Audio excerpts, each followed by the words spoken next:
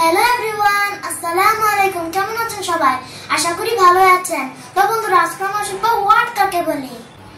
এক বা একাধিক লেটার পাশাপাশি বসে যদি কোনো অর্থ প্রকাশ করে তবে তাকে ওয়ার্ড বা শব্দ বলা হয়। For example, book, pen, man, cry, dry, try, eye, a, hat, good, bad, right, read, go, come, etc. বন্ধুরা, ভিডিওটি কেমন লাগলো কমেন্ট বক্সে জানিয়ে দিন। এরকম আরো নতুন ভিডিও পাওয়ার জন্য চ্যানেলটিকে সাবস্ক্রাইব করে বেল আইকন বাজিয়ে দিন। নো মোর টুডে, দেখা হবে নেক্সট কোনো ভিডিওতে।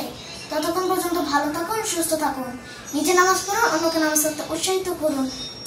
আল্লাহ হাফেজ।